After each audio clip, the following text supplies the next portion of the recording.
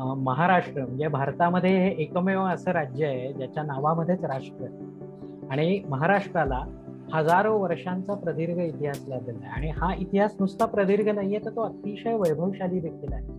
की इतर राज्यांना केवळ भूगोल आहे, पण महाराष्ट्राला इतिहास पण. गाथा प्राचीन महाराष्ट्र ही गाथा फक्त एका पुस्तकापुरती मर्यादित न ठेवता त्याची एक सिरीज करायची. इतिहास हा फक्त राजघराणं आणि म्हणजे भूगोल किंवा भौगोलिक सीमा या सगळ्यांपुरताच मर्यादित नाहीये, तर इतिहास हा सर्वांगीण. मराठी हा शब्द महाराष्ट्री ह्या शब्दाचाच अपभ्रंश आहे किंवा तर महाराष्ट्री ह्या शब्दाचंच पुढे रूपांतर होत होत मराठी हा शब्द इकडे तयार झालेला आहे. आता आपण मराठी बोलतो, तर आपण जर का असं ठरवलं की आपण दिवसभरात मराठीमध्ये आपण जे मराठी म्हणून जे शब्द बोलतो ते किती संस्कृत शब्द आहेत, ही जर का आपण यादी काढायची म्हटली तर आपल्याला अनेक शब्द असे सापडतील की जे संस्कृत पासून आलेले आहेत. साहित्यिकांसाठी म्हणा किंवा भाषा अभ्यासकांसाठी हा इथे वादाचा मुद्दा आहे की संस्कृत आधी का प्राकृत आधी, म्हणजे मूळ काय आहे. कारण प्राकृत हे प्रकृतीपासून तयार झालेलं असं जर का आपण म्हणतो तर तेच मूळ असणार, आणि संस्कृत ही संस्कारित गोष्ट असल्यामुळे ती प्रकृतीला संस्कारित करून संस्कृत तयार झाली. नमस्कार, मी वृषाली घटपांडे विचारचक्रच्या वृषाली अँड बुक्स या भागात आपल्या सगळ्यांचं मनपूर्वक स्वागत करते. राकट देशा, कणखर देशा, दगडांच्या देशा, मंगल देशा, पवित्र देशा, श्री महाराष्ट्र देशा. आज 1 मे महाराष्ट्र दिनाच्या तुम्हा सगळ्यांना मनपूर्वक शुभेच्छा. खरं तर महाराष्ट्राचा आधुनिक इतिहास आपल्यापैकी अनेकांना ठाऊक असतो, पण प्राचीन महाराष्ट्राचा इतिहास जाणून घेण्यासाठी आजची ही विशेष मुलाखत आपण आयोजित केलेली आहे. नुकतंच गाथा प्राचीन महाराष्ट्राची या पुस्तकाचा पहिला भाग प्रकाशित झालेला आहे आणि या पुस्तकाच्या परिचयाच्या निमित्ताने या पुस्तकाचे लेखक श्रीयुत अंकुर काणे आणि संपदा कुलकर्णी यांच्याशी आपण हा संवाद साधणार आहोत. 4 तरुण लेखकांनी एकत्र येऊन हे पुस्तक लिहिलेलं आहे. पुस्तकातली प्रकरणं वेगळी आहेत, इंटरेस्टिंग आहेत आणि या प्रत्येक प्रकरणावर एक दीर्घ संवाद होऊ शकतो आणि म्हणूनच ही मुलाखत आपण वेगवेगळ्या टप्प्यांमध्ये घेणार आहोत. मे महिन्यातल्या प्रत्येक शनिवारी या पुस्तकातल्या एकेका प्रकरणाविषयीचा व्हिडिओ आपण आपल्या चॅनलवर अपलोड करणार आहोत आणि आजचा त्यातला हा पहिला भाग आहे. तर मुलाखतीला सुरुवात करण्याआधी मी दोन्ही पाहुण्यांचा अल्प परिचय करून देते. अंकुर काणे हे इतिहासाचे पदवीधर असून मध्यंतरी पुण्यात फिनान्स क्षेत्रातल्या कंपनीत ते कार्यरत होते. आता ठाण्यातल्या लिओ इंटरनॅशनल स्कूलमध्ये एन्शंट इंडियन हिस्ट्री या डिपार्टमेंटचे एचओडी म्हणून ते काम करतात. टिळक महाराष्ट्र विद्यापीठ पुणे इथून त्यांनी इतिहास विषयात आता ते पदव्युत्तर शिक्षण घेतात. वाचन आणि भटकंतीची त्यांना आवड असून मराठी विश्वकोशातील इतिहास विभागात लेखन आणि परीक्षण त्यांनी केलेलं आहे. दुर्ग भ्रमण हा त्यांचा छंद आहे. दुर्ग संवर्धनाच्या अनेक मोहिमांमध्ये त्यांनी सहभाग घेतलेला आहे. पुरातत्व, प्राचीन मंदिरं, सातवाहन काळ आणि त्या काळातला व्यापार हे त्यांचे विशेष अभ्यासाचे विषय आहेत. अनेक महाविद्यालयांमध्ये, शैक्षणिक संस्थांमध्ये ते गेस्ट लेक्चरर म्हणून जात असतात आणि विद्यार्थ्यांच्या अभ्यास सहली सुद्धा आयोजित करतात. आपल्या दुसऱ्या पाहुण्या आहेत संपदा कुलकर्णी. संपदा कुलकर्णी यांनी वाणिज्य शाखेची पदवी घेतलेली आहे आणि जनरल इन्शुरन्स क्षेत्रात काही वर्ष त्यांनी काम केलेलं आहे. त्यानंतर संस्कृत भाषेच्या आवडीमुळे संस्कृत विषयात त्यांनी MA पूर्ण केलेला आहे. सध्या पुणे विद्यापीठात प्राकृत डिप्लोमा वर्गाच्या अध्यापिका म्हणून त्या कार्यरत आहेत. त्याचप्रमाणे American institute of Indian studies इथे संस्कृत अध्यापिका म्हणून त्या काम करतात. वाचन, गायन, वादन, पर्यटन याची त्यांना आवड आहे. याशिवाय संस्कृत, मराठी व्याकरण आणि भाषेत होत जाणारे बदल यावर त्यांचा अभ्यास सुरू आहे. मी तुम्हा दोघांचंही विचारचक्रमध्ये मनपूर्वक स्वागत करते. सुरुवातीला मी विचारेल अंकुर की प्राचीन महाराष्ट्रावर पुस्तक लिहावं अशी कल्पना केव्हा आणि कशी सुचली? नमस्कार. सर्वप्रथम महाराष्ट्र दिनाच्या तुला आणि आपल्या सर्व रसिक प्रेक्षकांना शुभेच्छा. महाराष्ट्र म्हणजे भारतामध्ये हे एकमेव असं राज्य आहे ज्याच्या नावामध्येच राष्ट्र आहे. आणि महाराष्ट्राला हजारो वर्षांचा प्रदीर्घ इतिहास लाभलेला आहे. आणि हा इतिहास नुसता प्रदीर्घ नाहीये, तर तो अतिशय वैभवशाली देखील आहे. असं एक म्हटलं जातं की इतर राज्यांना केवळ भूगोल आहे, पण महाराष्ट्राला इतिहास पण. तर प्राचीन महाराष्ट्राच्या इतिहासावरती लेखन करावं ही कल्पना खरं तर मला माझ्या वडिलांनी 2013-14 साली सुचवलेली होती. आणि त्यानंतर ते सतत माझ्या पाठीशी होते की तू याविषयी काहीतरी कर. पण त्यावेळेला मी फायनान्स क्षेत्रात कामाला होतो आणि ऑफिसच्या कमिटमेंट्स किंवा इतर कमिटमेंट्स असतील, त्यामुळे या विषयावर मला वेळ देता येत नव्हता. पण जगाच्या दुर्दैवाने या कोविड-19च्या साथीमुळे आम्हाला या पुस्तकावर काम करण्यासाठी वेळ मिळाला. म्हणजे आतापर्यंत आपण कोविड-19च्या साथीच्या फक्त निगेटिव्ह बातम्याच ऐकतोय. एक पॉझिटिव्ह गोष्ट त्यातली अशी आहे की आम्हाला पुस्तकावरती काम करायला वेळ मिळाला. आणि मग ही कल्पना मी माझे जे समविचारी अभ्यासक मित्र आहेत, संपदा आहे, सागर सुर्वे आहेत, श्वेता काजळे आहेत, यांच्या कानावरती घातली आणि सगळ्यांनीच एकदम उत्साहाने याच्यावरती काम करायची तयारी दर्शवली. मला विशेष कौतुक संपदाचं करायचंय, कारण तिने स्वतःहून या पुस्तकाच्या संपादनाची जबाबदारी माझ्याबरोबर स्वीकारली. सो तिचा मी आभारी आहेच. आणि पुण्यातले एक डॉक्टर शिवेंद्र काडगावकर म्हणून आहे, ते पुरातत्व क्षेत्रामध्ये त्यांचं संशोधन आहे. त्यांनी या पुस्तकासाठी आम्हाला खूप मोठ्या प्रमाणावरती मार्गदर्शन केलं. म्हणजे अनेक दुर्मिळ पुस्तकं त्यांनी उपलब्ध करून दिली, अनेक दुर्मिळ पुस्तकं त्यांनी सजेस्ट केली. कोविड-19 लॉकडाऊन होता, त्यामुळे कुठे जाऊन पुस्तकं घेणं शक्य नव्हतं, ग्रंथालयात जाता येत नव्हतं. तर ती आमची गरज आहे ती डॉक्टर काडगावकरांनी पूर्ण केली. राज मेमाणे आहेत, मंदार लवाटे आहेत, जय पाठक आहेत, या सगळ्यांनी या कल्पनेला भरपूर पाठिंबा, आशीर्वाद आणि मदत केली. यासाठी मी त्यांचा आभारी आहे. आणि आमचे जे प्रकाशक आहेत श्री मनोज केळकर, मर्विन टेक्नॉलॉजीज ही त्यांची प्रकाशन संस्था आहे. तर हा विषय जेव्हा आम्ही त्यांच्याशी काढला की प्राचीन महाराष्ट्रावर लेखन करावं, त्यावेळेला त्यांनी पुस्तकाला संपूर्ण पाठिंबा दिला आणि हे पुस्तक आपणच करणार असं आधीच जाहीर करून टाकलं. त्याबद्दल त्यांचाही मी आभारी आहे. प्राचीन महाराष्ट्रावरती लेखन करावं अशी कल्पना सुचण्यामागे अनेक कारणं होती. आणि त्यातलं एक कारण म्हणजे प्राचीन महाराष्ट्राचा इतिहास थोडासा कुठेतरी दुर्लक्षित राहिल्यासारखा आम्हाला जाणवत होता. म्हणजे आपण शालेय अभ्यासक्रमाचा जो विचार केला, तर शालेय अभ्यासक्रमामध्ये आपल्याला सुलतानशाही शिकवली जाते, आपल्याला स्वातंत्र्य लढा शिकवला जातो, पण प्राचीन महाराष्ट्रातल्या राजघराण्यांविषयी किंवा त्यांच्या कर्तृत्वाविषयी फार काही तिथे आपल्याला मिळत नाही. मला अजिबात असं म्हणायचं नाहीये की स्वातंत्र्य लढा म्हणा किंवा सुलतानशाही म्हणा हे आपण अभ्यासलं नाही पाहिजे. तो इतिहासातला एक महत्वाचा भाग आहे आणि त्याचाही अभ्यास झालाच पाहिजे. पण मी ज्या वेळेला शाळेमध्ये होतो त्यावेळेला स्वातंत्र्य लढ्याचा इतिहास मी 5वीत शिकलो, मी 8वीत शिकलो, मी 10वीत शिकलो. हे 3-3 वर्ष आम्ही एकच काळ अभ्यासत होतो. त्याऐवजी समजा स्वातंत्र्य लढ्याचा इतिहास आम्ही एकच वर्ष शिकलो आणि उरलेली जी 2 वर्ष आहेत त्या ठिकाणी जर प्राचीन महाराष्ट्रातली राजघराणी किंवा प्राचीन महाराष्ट्रातल्या भाषा यांच्याविषयी काही जर ठेवता आलं असतं तर विद्यार्थ्यांना प्राचीन महाराष्ट्राच्या इतिहासाचं थोडी तरी बॅकग्राऊंड आली. तसं ते होताना दिसत नव्हतं. त्यामुळे इतिहासाचे अभ्यासक किंवा पुढे जाऊन इतिहास विषयामध्ये शिक्षण घेणारे विद्यार्थी यांच्या व्यतिरिक्त प्राचीन महाराष्ट्रामध्ये कोणती राजघराणी होऊन गेलेली आहे याची लोकांना कल्पनाच नसते.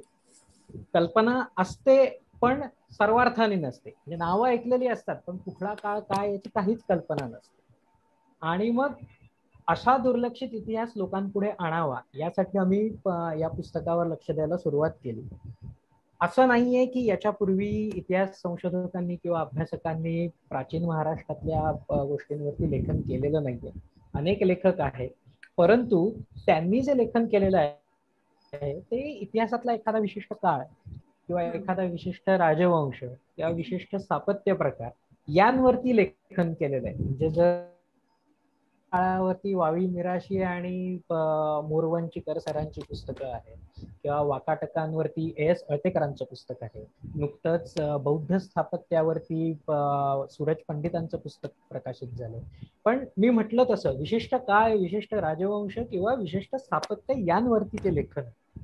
आणि मी आता अळतेकर, मोरवंचीकर किंवा मिराशी या इतिहास संशोधकांच्या पुस्तकांचा विषय काढला. ही पुस्तकं आता मार्केटमध्ये उपलब्ध नाहीयेत आणि ही जी पुस्तकं आहेत ही किंमतही त्यांची जास्त आहे, त्यामुळे सामान्य वाचकाला प्रत्येक वेळेला ती परवडतील असंही नाही. आणि लायब्ररीमध्ये जाऊन एवढ्या जाडजूड पुस्तकं वाचायची याच्यासाठी जो वेळ आवश्यक आहे तो तितका वेळही आपल्याला मिळेल याची आजकालच्या धावपळीच्या युगामध्ये काही खात्री देता येत नाही. हे एक महत्वाचं कारण त्यामागचं होतं. दुसरं एक कारण मी सांगेन की सोशल मीडियाचा आजकाल जमाना आहे, त्यामुळे फेसबुक, ट्विटर किंवा तुमचं व्हॉट्सअप याच्यावरनं इतिहासाविषयी माहिती प्रस्तुत केली जाते. आम्ही त्यांना व्हॉट्सअप युनिव्हर्सिटीचे विद्यार्थी म्हणतो. पण त्यामुळे होतं काय की संदर्भ नसलेलं लिखाण प्रस्तुत केलं जातं आणि काही वेळेला असा उद्देश नसेलही, पण काही वेळेला जाणून बुजूनही चुकीची माहिती पसरवली जाते. त्यामुळे विद्यार्थ्यांसाठी किंवा सामान्य वाचकांसाठी किंवा इतिहास अभ्यासकांसाठी एक ससंदर्भ महाराष्ट्राच्या इतिहासावरचं पण महाराष्ट्राच्या सर्वांगीण जीवनाचा विचार करेल असं पुस्तक लिहावं अशी कल्पना होती. आणि अजून एक त्यामागचं कारण म्हणायचं झालं तर इतिहास हा प्रवाही असतो. आता मी जेव्हा म्हणतो की इतिहास हा प्रवाही असतो त्यावेळेला मला नक्की काय म्हणायचंय तर हे वावी मिराशी आहेत किंवा मोरवंचीकर आहेत, यांनी ज्या वेळेला विशिष्ट राजघराण्यांचा इतिहास लिहिला त्यावेळेला त्यांना जे पुरावे उपलब्ध होते त्या पुराव्यांच्या आधारावरती तो इतिहास लिहिलेला. परंतु इतिहास प्रवाही असल्यामुळे भविष्य काळामध्ये जर नवीन पुरावे उपलब्ध झाले तर दोन गोष्टी होतात. एक म्हणजे जुनं मत जे आहे ते त्याज्य तरी ठरू शकतं किंवा जुनं मत जे मांडलेलं आहे त्याला बळकटी तरी मिळते. आणि त्यामुळे इतिहासाच्या अभ्यासकाला सतत अपडेटेड राहावं लागतं. आता ही जबाबदारी काही त्या इतिहासकारांची नाहीये. त्यांच्या काळामध्ये जे पुरावे उपलब्ध होते त्यावर त्यांनी काम केलेलं आहे. परंतु नवीन पुराव्यांचा आधार घेऊन त्या इतिहासाला अपडेट करणं ही नवीन अभ्यासकांची जबाबदारी. आणि तसाही थोडासा प्रयत्न आम्ही याच्यात केलाय. आम्ही नवीन साधनं जी उपलब्ध झाली आहेत त्याचा याच्यामध्ये उपयोग केलेला आहे. इतिहास प्रवाही असतो याच्या ज्या काही दोन शक्यता मी तुम्हाला सांगितल्या होऊ शकतात त्याचं मी एक उदाहरण घेईन. नाणेघाटामध्ये सातवाहनांचं प्रतिमाकुल आहे. प्रतिमाकुल आहे म्हणजे त्या गुहेमध्ये त्या राजांच्या प्रतिमा उभारलेल्या आहेत. तिथे पहिली प्रतिमा जी होती त्या आता नष्ट झालेल्या आहेत पण त्यांची नावं वरती कोरलेली आहेत. ती पहिली प्रतिमा जी होती ती सिमुक सातवाहनाची होती ज्यांनी सातवाहन साम्राज्याची स्थापना केली असं मानलं जातं. नंतरची जी होती ती नागनिका नावाच्या राणीची होती आणि त्याच्या पुढची प्रतिमा होती ती श्री सातकर्णीची होती. तर आतापर्यंत असं काही वर्षांपूर्वी पर्यंत असं मानलं जात होतं की नागनिका ही जी आहे ती सिमुक सातवाहनाची राणी होती किंवा पत्नी होती असं मानलं जायचं. पण नवीन पुरावा उपलब्ध झाला. श्री सातकर्णी आणि नागनिका यांचं चांदीचं जोडनाणं उपलब्ध झालं आणि त्याच्यावरनं हे सिद्ध झालं की श्री सातकर्णी आणि नागनिका हे पती पत्नी होते आणि शिमुक सातवाहन हे त्यांचा नागनिकाचा सासरा होता. तो इतिहासामध्ये नवीन पुरावा मिळाला की जुनी मती त्याज्य कशी ठरतात याचं हे एक उदाहरण झालं. आता आपण अजून एक उदाहरण बघूया की नवीन पुरावा मिळाल्यानंतर जी आधी मतं मांडलेली आहेत ती बळकट कशी होऊ शकतात. इथे मी कनगनहळ्ळी नावाचं उत्तर कर्नाटक मधलं एक गाव आहे त्याचं उदाहरण घेईन. तिथे खूप मोठ्या प्रमाणावरती उत्खनन झालेलं आहे आणि सातवाहन काळातली एक मोठी साईट तिथे मिळालेली आहे. बौद्ध स्तूप आहे म्हणजे बेसिकली ती बुद्धिस्ट मॉनेस्ट्री आहे. त्या साईटवरती जवळजवळ 270 नवीन शिलालेख मिळाले. म्हणजे ही खूप मोठी उपलब्धी आहे. अनेक वर्ष त्या साईटवरती काम चालू होतं आणि इतिहास अभ्यासकांना किंवा कोणालाही तिथे जायला परवानगी नव्हती. परवानगी मिळाली तरी आतमध्ये जाऊन फोटो काढता यायचे नाही. त्यामुळे त्या शिलालेखांमध्ये काय लिहिलंय हे आतापर्यंत माहिती नव्हतं. पण पुरातत्व खात्याने त्याचा रिपोर्ट 2013 साली प्रकाशित केला आणि त्याच्यामध्ये ते 270 शिलालेख काय आहेत त्याच्यातनं काय माहिती मिळते ते सगळं त्यांनी आता अभ्यासकांना उपलब्ध करून दिलेलं आहे. त्यातला एक शिलालेख आहे जो शिमुक सातवाहनाच्या काळचा आहे. आता शिमुक सातवाहनाच्या कारकिर्दीविषयी त्याच्या कारकिर्दीची जी वर्ष आहेत त्याची माहिती आपल्याला कुठनं मिळते तर पुराणांमध्ये असं लिहिलं गेलेलं आहे की शिमुक सातवाहनांनी 23 वर्ष राज्य केले. आता याला दुसरा पुरावा आतापर्यंत काही उपलब्ध नव्हता. परंतु आता त्या कनगनहळ्ळीच्या इथे जो शिलालेख मिळालाय त्यातला एक शिमुक सातवाहनाच्या काळातला आहे आणि त्याच्यात असं स्पष्ट म्हटलेलं आहे की शिमुक सातवाहनाच्या कारकिर्दीच्या 16व्या वर्षी हा शिलालेख कोरण्यात आलेला. म्हणजे शिमुक सातवाहनांनी 16 वर्षांपेक्षा निश्चित जास्त वर्ष राज्य केलेलं असण्याची शक्यता आहे. म्हणजे जे 23 वर्ष हे जे मत आहे त्याच्या जवळ जाणारा हा आकडा आहे. त्यामुळे नवीन पुराव्यांनी पूर्वी जे मत मांडलं गेलेलं आहे त्याला बळकटी मिळाली. आता प्राचीन महाराष्ट्रावरती नवीन पुराव्यांशी लिहायचं पण काळ एवढा मोठा आहे की आरंभापासून अगदी बहमनी काळापर्यंत लेखन करायचं, जवळजवळ 1500 वर्षांचा हा काळ आहे. तर एका पुस्तकामध्ये आम्ही सगळं जर हे लिहायला गेलो असतो तर फार मोठा ग्रंथ झाला असता आणि मग सगळं काही त्याच्यामध्ये सामावता आलं नसतं, थोडं थोडं थोडं थोडंच घ्यावं लागलं असतं.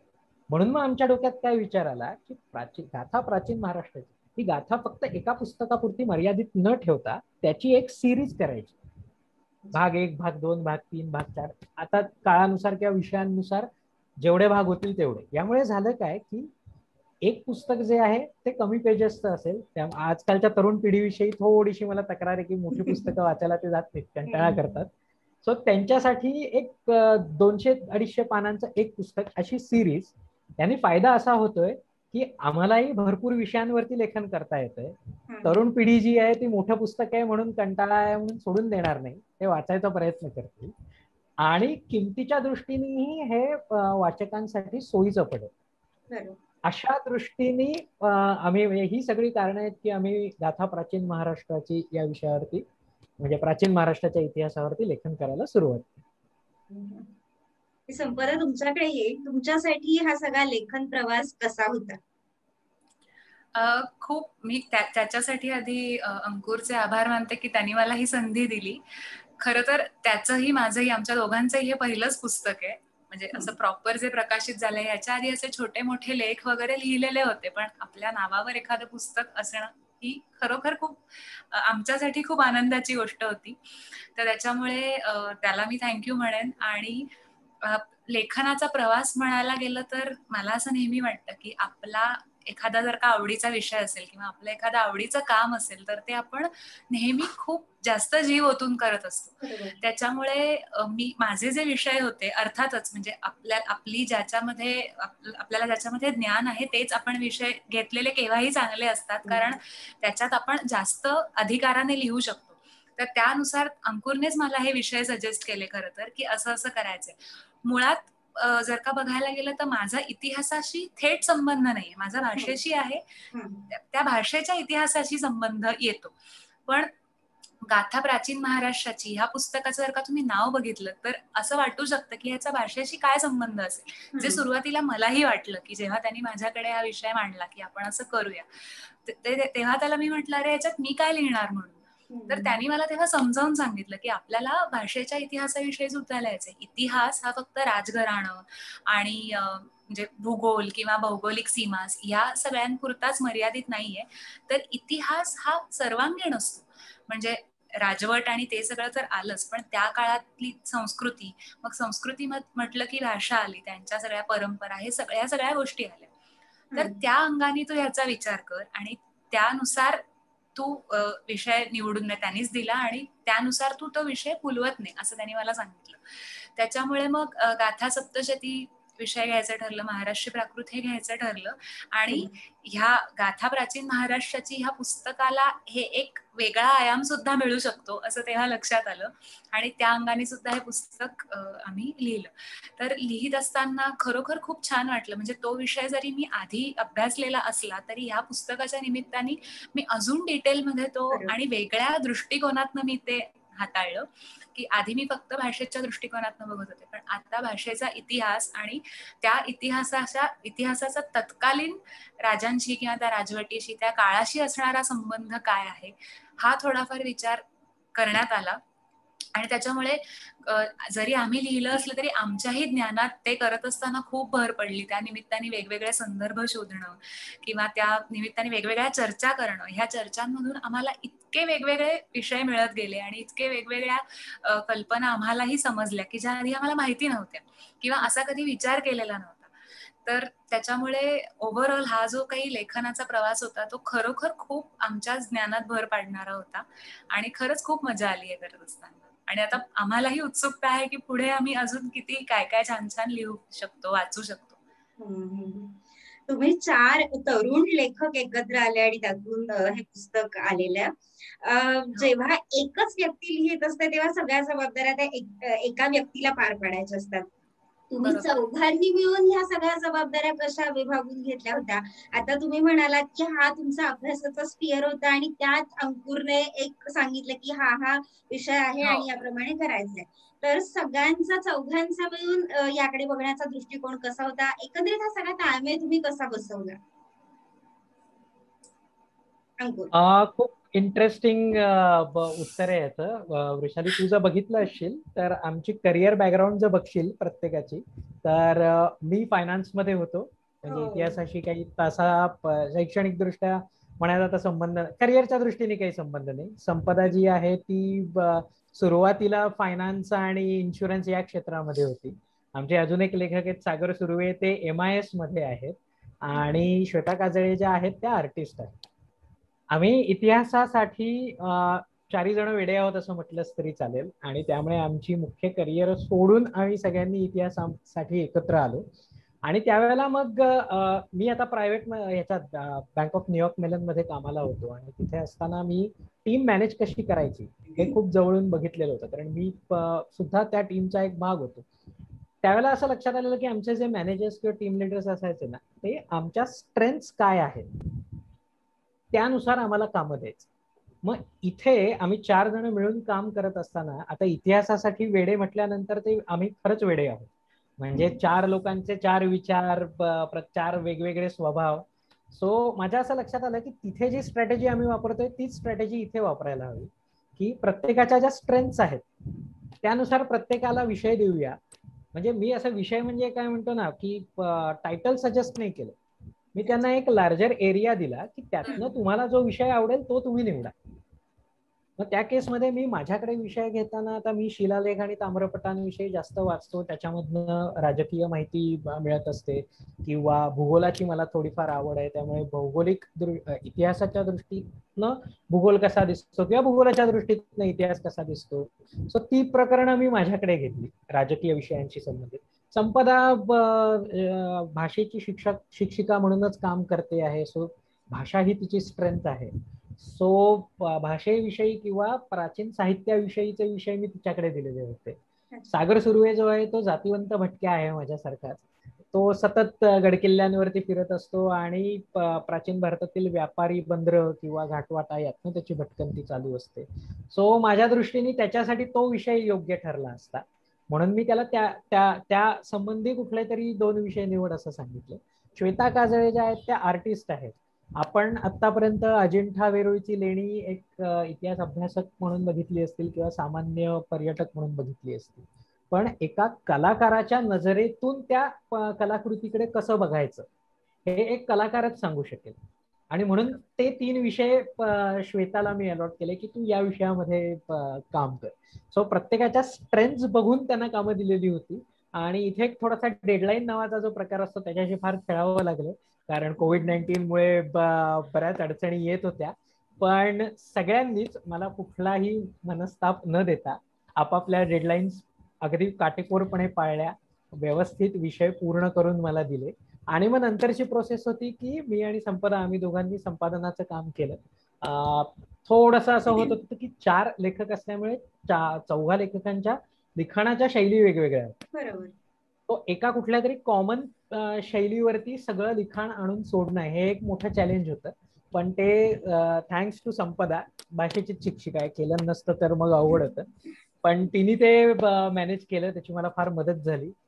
आणि एकंदरीत पण मला आता इकडे मी फक्त ऍडिशनल असं करते की जे आता अंकुर म्हणाला ते बरोबर आहे की चौघांच्याही शैली वेगळ्या होत्या, पण मला तोच उलट आमच्या पुस्तकाचा फोर्टे सुद्धा वाटतो की चौघांच्याही शैली वेगळ्या असल्यामुळे ना वाचकांना कुठेही ते मोनोटोनस होत नाही.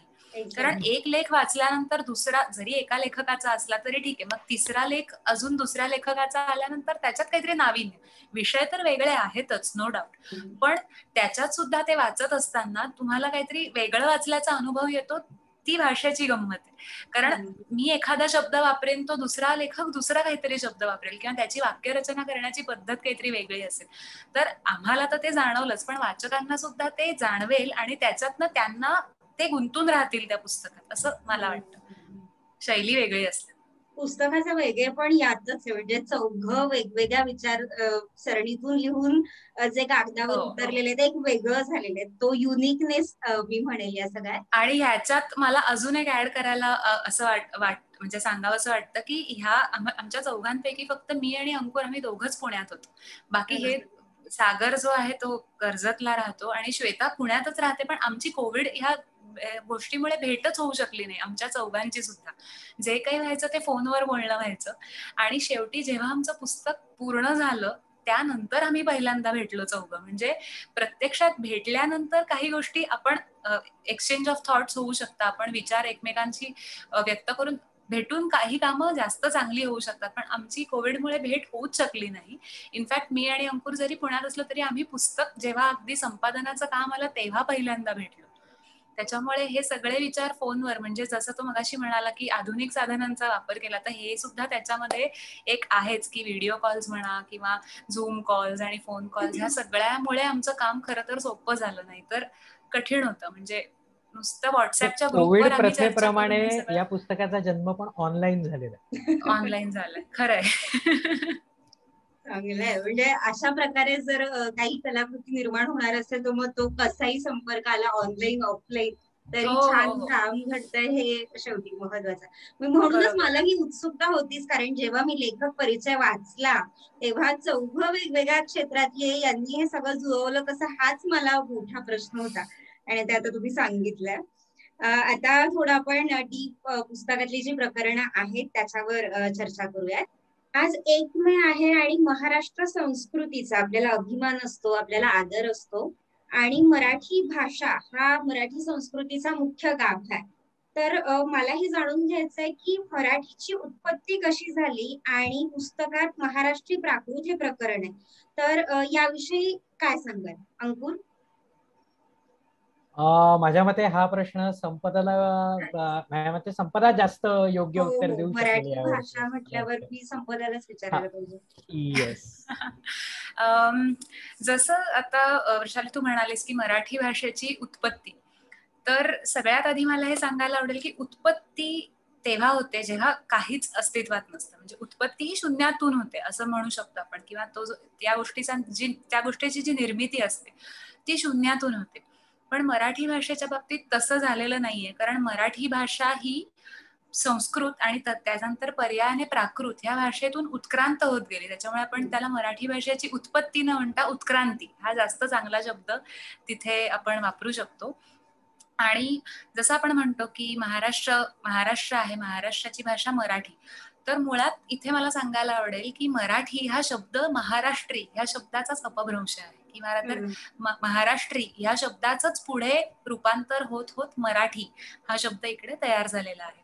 तर मग आता प्राचीन महाराष्ट्राची भाषा कुठली होती, तर ह्याच्यासाठी आपल्याला अजून मागे जावं लागेल. ते म्हणजे आपल्याला संस्कृतकडे जावं लागेल.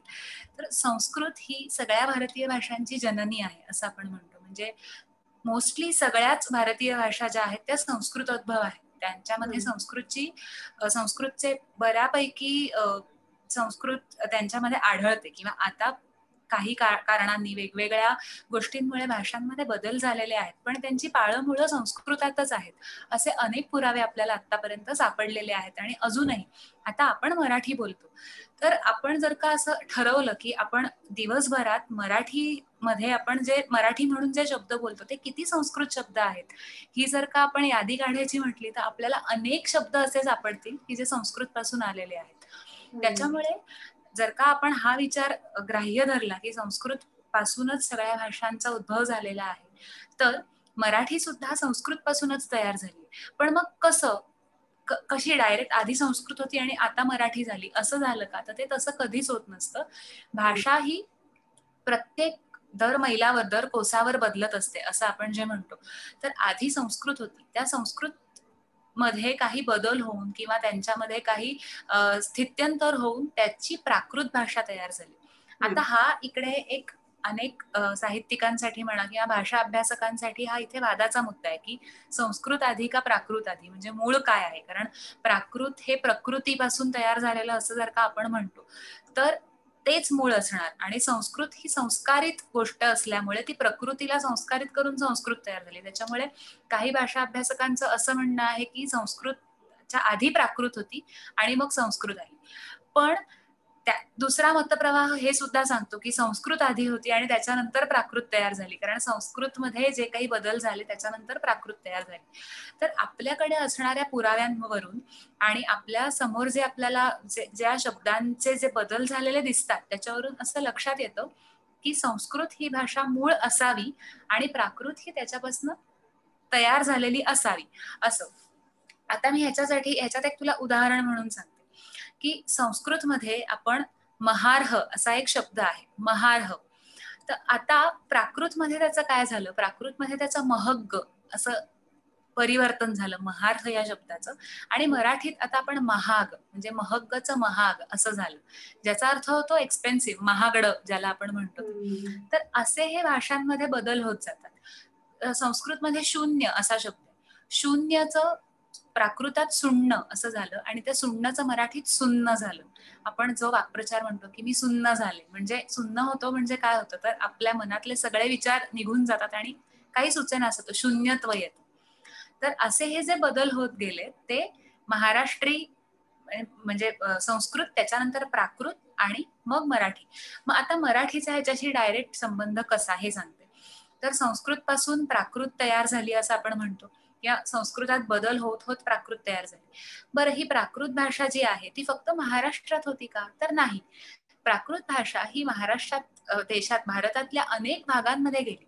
मग ती मगधात जाऊन ती मागधी झाली, किंवा शूर सेनाच्या ह्याच्यात जाऊन शौरसेनी झाली, मागधी, अर्धमागधी, हे त्या भाषेचे वेगवेगळे प्रकार आहेत. त्याच्यानंतर पैशाची, असे हे सगळे वेगवेगळे प्रकार आहेत. मग ह्या देशांमध्ये गेलेली ती भाषा जी महाराष्ट्रात येऊन महाराष्ट्री झाली, म्हणजे प्राकृतच. पण जशी ती शौरसेनी प्राकृत आहे किंवा जशी ती मागधी प्राकृत आहे, तशीच ती महाराष्ट्री प्राकृत आहे. जी महाराष्ट्रातली भाषा ती महाराष्ट्री प्राकृत. मग ह्याच्यात सुद्धा आपल्याला काही काही व्हेरिएशन सापडतात. प्रत्येक शब्द, संस्कृतातला प्रत्येक शब्द प्राकृतात रूपांतरित होऊन मराठीत आलाय असं मी अजिबातच म्हणणार नाही, कारण त्याच्यात सुद्धा तत्सम, तद्भव आणि देशी असे 3 प्रकार असतात. तत्सम शब्द म्हणजे काय, तर संस्कृतातले जसेच्या तसे शब्द आपण जर का मराठीत वापरत असू आज, तर त्याला आपण तत्सम शब्द म्हणतो. फॉर एक्झाम्पल, कमल किंवा कमळ हा संस्कृतात शब्द आहेच, तो आपण मराठीत ॲज इट इज आजही वापरतो. तर हे सगळे शब्द तत्सम झाले. तद्भव म्हणजे काय, तर त्या शब्दात थोडाफार बदल होऊन जे मराठीत आलेले आहेत ते शब्द आपण तद्भव शब्द, म्हणजे जे मी तुला आता एक्झाम्पल दिलं, महार्ह म्हणा, किंवा आता महाराष्ट्रचं मरहट्ट होऊन त्याची मराठी म्हणजे महाराष्ट्रीची मराठी झाली, हे सुद्धा एक, त्याला आम्ही प्राकृतायझेशन अशी एक संज्ञा दिलेली आहे की ते होऊन तशी ती भाषा तयार होते. आणि काही काही देशी शब्द असतात. देशी शब्द म्हणजे काय, की जे कलोकियल लँग्वेजेस मध्ये आपण बोलताना जे शब्द अचानक तयार होतात, ज्याचा संस्कृतशी थेट काहीही संबंध नाही, किंवा ते अगदी प्युअर बोली भाषेतले शब्द आहेत, असे शब्द देशी शब्द. तर ह्या सगळ्या शब्दांच्या माध्यमातून त्या भाषेची निर्मिती होत जाते किंवा रादर उत्क्रांती होत जाते, आणि आपल्या पुढे आज एक वेगळी भाषा येते. आताची आपण जी मराठी बोलतो ती, मी असं नाही म्हणणार की ती चुकीची आहे किंवा ती अर्धवट आहे, असं नाही म्हणू शकत, कारण भाषेवर कुठल्या कुठल्या गोष्टींचा प्रभाव पडत असतो. तर आता आपण बघितलं तर भारतावर इतकी आक्रमणं झाली, परकीय आक्रमण, किंवा महाराष्ट्राने सुद्धा जे काही वेगवेगळ्या राजवटी पाहिल्या, किंवा जे काही अजूनही आपल्या, आता मुंबईत घ्या किंवा पुण्यात घ्या, वेगवेगळ्या प्रांतांमधून लोक येतात, त्यांची भाषा आपल्यात सरमिसळ होते आणि एक नवीनच भाषा तयार होते. आज मुंबईची हिंदी जी आहे, हिंदी भाषा, ती दिल्लीतल्या हिंदीपेक्षा पूर्णपणे वेगळी आहे. आणि इनफॅक्ट दिल्लीतली ही जी हिंदी भाषा आहे तिला जास्त मान्यता आहे, कारण ती थोडीशी पुस्तकी भाषा म्हणू शकतो, किंवा त्या मुंबईच्या मानाने ओरिजिनल असं आपण म्हणू शकतो. तर तिकडच्यांना आपली हिंदी भाषा कदाचित खूपच चुकीची वाटू शकते. मग आता जर का असं बघायला गेलं तर भाषा हे संवादाचं माध्यम आहे. मला जे काही म्हणायचंय ते समोरच्यापर्यंत पोहोचवणं हा खरा भाषेचा हेतू आहे. जे पोचलं की ते पुरेसं आहे, पण तेवढ्यापुरतं ते मर्यादित न राहता त्या भाषेला स्वतःची काही काही वैशिष्ट्ये मिळत जातात, आणि त्याच्यामुळे वेगवेगळे बदल त्याच्यात घडत येऊन आपल्या पुढे एक नवीनच भाषा तयार होते. त्याच्यामुळे आता मराठीचं जर आपण पाहिलं तर कोकणात बोलली जाणारी मराठी, विदर्भात बोलली जाणारी मराठी, मराठवाड्यातली मराठी, पुण्यातली मराठी, मुंबईतली मराठी आणि रादर बेळगाव साईडला जी बोलली जाते ती मराठी, याच्यात प्रचंड प्रमाणात तफावत. म्हणजे भाषा दिसायला मराठीच, पण त्यातले वेगवेगळे हेल काढून बोलणं किंवा वेगवेगळ्या वेगवेगळ्या शब्दांना वेगवेगळे अर्थ असणं, हे त्या भाषेचं वैशिष्ट्य आहे. आणि मला असं वाटतं की महाराष्ट्र म्हणजे भारत देशच मुळात विविधतेने नटलेला आहे, असं आपण म्हणतो की वेगवेगळी राज्य, वेगवेगळ्या संस्कृती, तसंच महाराष्ट्रात सुद्धा आहे. जसं मी आता म्हटलं, कोकण, विदर्भ, मराठवाडा, खानदेश, हे सगळे प्रकार स्वतःमध्ये एक वेगवेगळी त्यांची वैशिष्ट्ये आहेत. त्या सगळ्या भाषांचा प्रभाव मराठीवर होत जातो. त्याच्यामुळे गाथा प्राचीन महाराष्ट्राची हे पुस्तक जेव्हा हा विषय जेव्हा डोक्यात आला, तेव्हा भाषेचा ह्याही अँगलनी आपण विचार करायला पाहिजे की आत्ताची जी मराठी आहे ती नेमकी कशी तयार झाली. म्हणूनच मी म्हटलं की त्याची उत्पत्ती नाही म्हणता येणार, तर त्याची उत्क्रांती म्हणावी लागेल की ती वेगवेगळ्या स्टेजेस मधनं पुढे जात गेली. आज हे आहे, उद्या हे झालं असं नाही, असं झालेलं नाही. तर त्याच्यामध्ये मराठी भाषेमध्ये, कुठल्याही भाषेमध्ये वेगवेगळे भाषा प्रवाह एकत्र येतात, त्यांची काही गोष्टींची देवाणघेवाण होते, कधी ते आपल्यात मिसळतात त्या भाषा प्रवाहात, कधीतरी लांब जातात. तर असं करत करत ती भाषा तयार होत जाते आणि आज एक वेगळीच भाषा आपल्या समोर आलेली आहे. त्याच्यात अपभ्रंश खूप होत जातात. म्हणजे पूर्वी संस्कृतमध्ये जे काही म्हणत असतील ते आज मराठीत आपण अगदीच वेगळ्या अर्थाने म्हणतो. म्हणजे त्याच्यात अर्थाच्या दृष्टीने खरं तफावत. उदाहरण द्यायचं झालं तर परोक्ष हा जो शब्द आहे, संस्कृतात परोक्षचा अर्थ होतो की माझ्या डोळ्यासमोर न घडलेलं, म्हणजे मी माझ्या समोर न घडलेली कुठलीही गोष्ट. पण आता आपण त्याच अर्थाने अपरोक्ष हा शब्द वापरतो, म्हणजे तो एक्झॅक्टली उलटा आहे की ही गोष्ट माझ्या अपरोक्ष घडली, म्हणजे माझ्या समोर घडलेली नाही. तर आपण त्या गोष्टीला परोक्ष म्हटलं पाहिजे खरं बघायला गेलं तर. हे मी एक उदाहरण म्हणून सांगितलं की भाषेत कसे बदल होत जातात. तर म्हणून मग प्राचीन महाराष्ट्री भाषा कशी होती आणि आता कशी झाली आहे, याचा एक प्रयत्न मी माझ्या लेखातनं सांगण्याचा प्रयत्न केलाय की त्याच्यामध्ये ते कसे कसे बदल होत गेले आणि आता आपल्यासमोर कुठली भाषा आलेली आहे. भाषा सतत बदलत जाणार आहे. म्हणजे आता काही काळापूर्वीची असणारी भाषा ही आज वेगळी भाषा आहे. म्हणजे पूर्वी आपण आता अगदीच बोलायचं झालं तर हा देशी शब्द आहे किंवा अगदी कलोकियल लँग्वेज मधला आहे. बेकार हा जो शब्द आहे तो शब्द वाईट या अर्थाने घेतो, पण आता आपण बेकार हा शब्द खूप या अर्थाने, म्हणजे क्वांटिटी दाखवण्यासाठी किंवा एक्सेसिव्ह काही गोष्ट दाखवण्यासाठी घेतो की आज बेकार पाऊस पडला, म्हणजे खूप पाऊस पडला. पण पूर्वी बेकार हा शब्द वाईट अर्थाने, त्याला एक निगेटिव्ह शेड होती. पण आता ते बदलत चाललेलं आहे. म्हणजे मला हेच सांगायचंय की त्याच्यामुळे प्राचीन महाराष्ट्राची जी भाषा होती ती आणि आजची भाषा, हा अभ्यास करण्याचा हा एक प्रयत्न आहे. तेव्हा ते तसंच असेल असं आपण गॅरंटीने नाही सांगू शकत, कारण तेव्हा सुद्धा वेगवेगळ्या राजवटी होत्या, या सगळ्या गोष्टींचा त्याच्यावर परिणाम होत होता. आणि आज मराठीत जसं मी म्हटलं संस्कृतचे शब्द आहेत, तसेच फारसी भाषेतनं आलेले अनेक शब्द आहेत. आणि असे खूप शब्द आपण रोज, म्हणजे संस्कृत बरोबरच फारसीचा आहे किंवा रादर उर्दूचाही थोड्याफार प्रमाणात त्याच्यावर परिणाम झालेला, प्रभाव पडलेला दिसून येतो. त्याच्यामुळे मराठी प्राकृत ही कशी तयार झाली हे मी संस्कृतच्या अँगलनी तिथे मांडायचा प्रयत्न केलेला आहे, जे अर्थातच फारसी उर्दूपेक्षा ती 80% संस्कृत पासूनच उद्भव झालेला आहे त्याचा, हे आपल्याला मान्य करावंच लागेल. सो त्या दृष्टीने तो लेख लिहिण्यात आला. वैशाली, थोडा एक पॉइंट मला ऍड करावासा वाटतो की जसं आता संपदा म्हणाली की पूर्वीचे जे अर्थ होते त्या शब्दांचे ते आज तसेच राहिले असतील याची काही खात्री देता येत नाही. हा प्रॉब्लेम कुठे होतो, एखादा शिलालेखाचं जेव्हा वाचन चालू असतं बरोबर आणि त्या शिलालेखातल्या शब्दांचा अर्थ समजून घेणं जेव्हा चालू असतं त्यावेळेला ही अडचण फार येते की हा एखादा पर्टिक्युलर शब्दाचा अर्थ जो आपण आज घेतो तोच अर्थ ज्या काळात तो शिलालेख कोरला गेलाय त्या काळात तोच अर्थ वापरला जात होता का, ही एक शंका कुठेतरी शेवटी राहतेच हे भाषेत होत असलेल्या बदलांमुळे. सुरुवातीला तू म्हटलेलास की इतिहास हा प्रवाही असतो, भाषा सुद्धा त्याच प्रमाणात प्रवाही असते, त्यानुसार भाषेतही बदल झालेले आपण आता बघितलेत उदाहरणांवरून. नमस्कार, आपण सगळ्यांनी आता या मुलाखतीचा पहिला भाग बघितलेला आहे, पण याचे पुढचे भाग सुद्धा लवकरच येणार आहेत.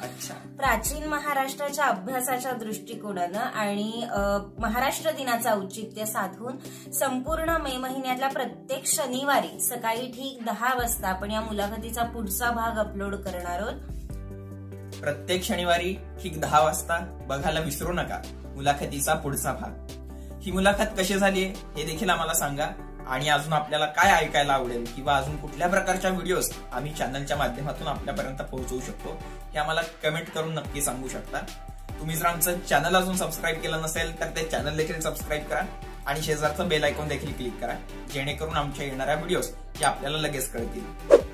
आणि तुम्ही आमचं फेसबुक पेज देखील फॉलो करू शकता किंवा आम्हाला इंस्टाग्राम वरती देखील फॉलो करू शकता. या सगळ्यांच्या लिंक खाली डिस्क्रिप्शन बॉक्स मध्ये पण देत आहोत. आणि विचारचक्राच्या व्हिडिओज अशाच बघत राहा, लाईक करत राहा, कमेंट करत राहा आणि मुळात म्हणजे शेअर करत राहा. धन्यवाद.